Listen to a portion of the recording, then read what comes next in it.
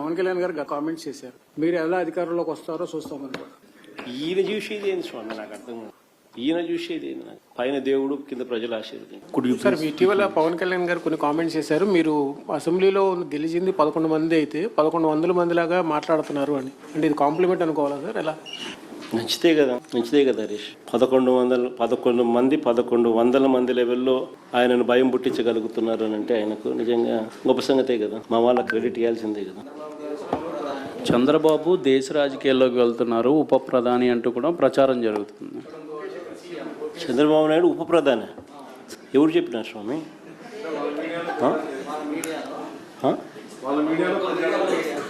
వాళ్ళ మీడియాలో వాళ్ళు రాసుకుంటున్నారా? వాళ్ళు చెప్తున్నారా? గొప్ప సంగతి నిజంగా. ఈయన ముఖ్యమంత్రిగానే భరాయించలేకున్నారు ప్రజలు. ఈయన ఉప ప్రధాని అయితే ఇంకా దేశ ప్రజలు ఏం భరాయిస్తారు? జనసేన అధినేత ఈ మధ్యన హోంమంత్రి అమిత్ షా వద్దకు వెళ్ళారని, ఏదో వైఎస్ జగన్ గారి మీద ఇబ్బంది పెట్టాలని చెప్పిన సందర్భం ఒకటి ప్రొఫెసర్ నాగేశ్వరరావు మొన్న మధ్యన చెప్పారు. అయితే అమిత్ షా చివాట్లు పెట్టి రాజకీయాల్లో నమ్మదగిన వ్యక్తి చంద్రబాబు కంటే జగనే బెటర్ అని అన్నట్టు కూడాను ఆయన అన్నారు. అది బాగా ట్రోల్ అవుతుంది ఇప్పుడు. అది ఆయనకు తెలిసిన ఎక్స్పీరియన్స్తో ఆయన చెప్తా ఉన్నాడు. చంద్రబాబు నాయుడును చూసినాడు, జగన్ను చూసినాడు. ఇప్పుడు చంద్రబాబు నాయుడు గారి పాలన చూస్తూ ఉన్నాడు, జగన్ చేసిన పాలనను చూశాడు. ఆయనే కాదు, ప్రజలంతా కూడా చూసినారు. కాబట్టి ఎవరి నోట్లో అయినా కూడా, ఎవరి నోట్లో నుంచి వచ్చినా ఇవే మాటలే వస్తాయి. సార్, ఇప్పుడు తమిళనాడు ఎన్నికల్లో విజయ్ మీ ఫోటో పెట్టుకుని ఎన్నికల ప్రచారం చేశారు. ఆ ప్రచారం కూడా ఆయనకు బాగా కలిసి వచ్చింది, తమిళనాడు ముఖ్యమంత్రి అయ్యారని కూడా చెప్తా ఉన్నారు. మీరే అనుకుంటున్నారు సార్? రమేష్, ఆయన రాష్ట్రంలో ఆయనకే పలుకుబడి ఎక్కువ ఉంటుంది, కానీ జగన్కి ఎలా ఉంటుందయ్యా? చంద్రబాబు నాయుడు గారు తాను చేస్తూ ఉన్న పరిపాలనకు, ఆయన ఇస్తూ ఉన్న బిల్డప్కు మధ్య తేడాను స్పష్టంగా చూపించే మరొక చిత్రపటం ఇది, మరొక పెయింటింగ్ ఇది.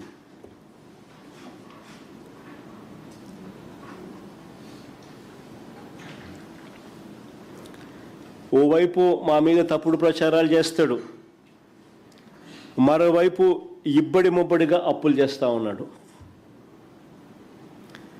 పైగా వాళ్ళు చేస్తూ ఉన్న అప్పులన్నీ కూడా బయటకు రానివ్వకుండా దాచేసే కార్యక్రమం చేస్తూ ఉన్నారు. అది ఇంకా ఆశ్చర్యం. వాళ్ళు చేస్తూ ఉన్న అప్పులు బయటకు రానివ్వకుండా ఏకంగా దాచేసే ప్రయత్నం చేస్తూ ఉన్నారు. 2024-25లో ఆయన వాస్తవంగా చేసిన అప్పులు ఏకంగా 81,082 కోట్లు అయితే, ఇది కాగ్ రిపోర్ట్లో statement 6 from finance accounts for government of Andhra Pradesh released by CAG for the financial year 24-25. CAG report statement 6 ఇది. ఆ ప్రింట్ పెట్టేసినాం అంతే. కాగ్ రిపోర్ట్లోనే తీసుకొచ్చి ఆ ప్రింట్ చూపిస్తా ఉన్నా నీకు, మీ అందరికీ కూడా.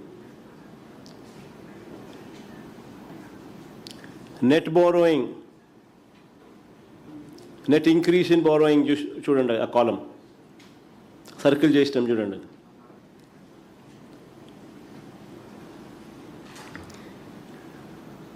81,082 కోట్లు చూపిస్తూ ఉంటే కాగ్ రిపోర్ట్ల ప్రకారం ఏకంగా అసెంబ్లీలో చంద్రబాబు నాయుడు గారు ఈ మాదిరిగా తప్పుడు లెక్కలు చూపిస్తూ 60,000 కోట్ల రూపాయలు మాత్రమే నెట్ బారోయింగ్ కింద చూపిస్తూ ఉన్నారు.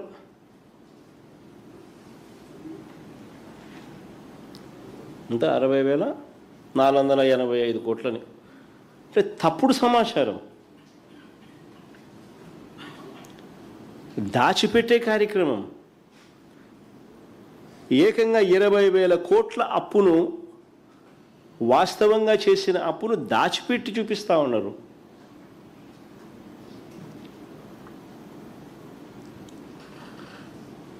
నిజంగా చంద్రబాబు నాయుడు గారు అనే వ్యక్తి, దీని మీద క్యాబినెట్ సెక్రటరీకి మేము లేఖ రాస్తూ ఉన్నాము.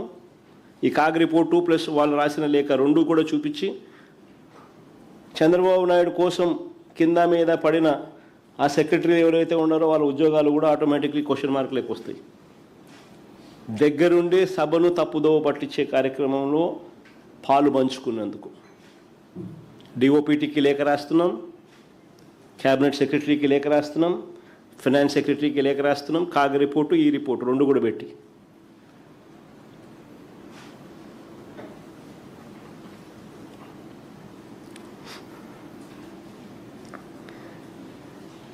ఈ డైరెక్ట్ ప్రభుత్వ అప్పులు కాక ఇది డైరెక్ట్ ప్రభుత్వ అప్పులు.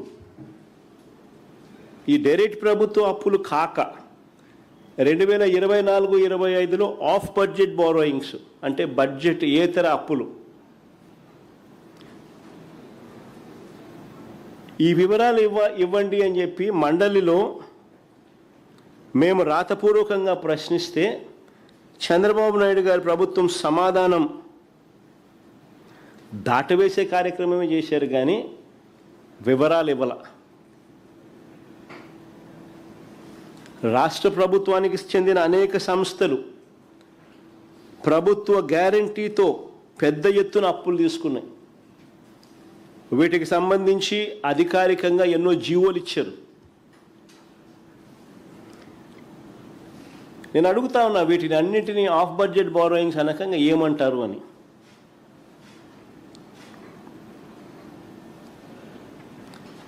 కానీ ఈ లెక్కలు మాత్రం చెప్పడం లేదు. అన్నీ కూడా దొంగచాటు వ్యవహారాలే. మొత్తం 16 రోజుల పాటు జరిగిన అసెంబ్లీ బడ్జెట్ సమావేశాలు చూస్తే తప్పుడు లెక్కలు, తప్పుడు ప్రచారాలు, సెల్ఫ్ డబ్బాలు, ఇవి తప్ప ప్రజలకు ఏదైనా మంచి జరిగిందా? ఆ 16 రోజుల అసెంబ్లీ సమావేశాలు చూస్తే ప్రజలకు మాత్రం ఒరిగింది సున్నా. చంద్రబాబు నాయుడు గారేమో తన కొడుకును జాకీని పెట్టి ఎత్తాడు.